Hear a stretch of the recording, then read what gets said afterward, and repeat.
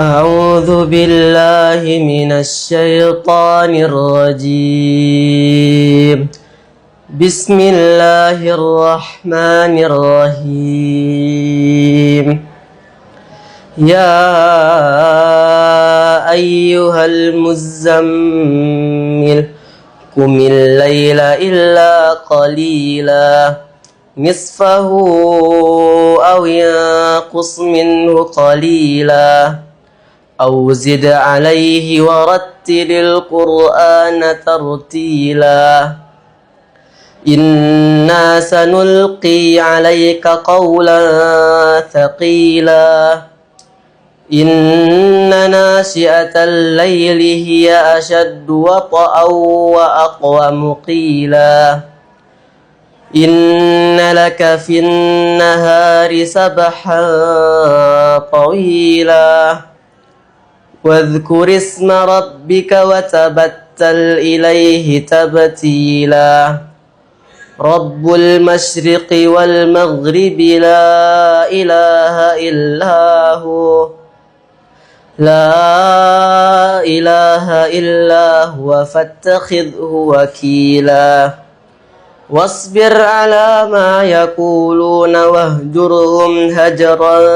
جميلا وذرني والمكذبين أولي النعمة ومهلهم قليلا إن لدينا أنكالا وجحيما وطعاما ذا غصة وعذابا أليما يوم ترجف الأرض والجبال وكانت الجبال كثيبا مهيلا إنا أرسلنا إليكم رسولا شاهدا عليكم كما أرسلنا إلى فرعون رسولا فعصى فرعون الرسول فأخذناه أخذا وبيلا فكيف تتقون إن كفرتم يوما يجعل الولدان شيبا السماء منفطر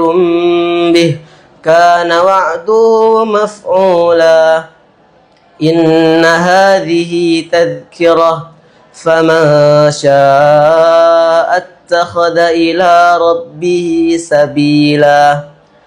إن ربك يعلم أنك تقوم أدنى من ثلثي الليل ونصفه وثلثه وطائفة من الذين معك والله يقدر الليل والنهار علم أن لا تحصوه فتاب عليكم فقرؤوا ما تيسر من القرآن علم أن سيكون منكم مرضى وآخرون يضربون في الأرض يبتغون من فضل الله وآخرون يقاتلون في سبيل الله فقرؤوا ما تيسر منه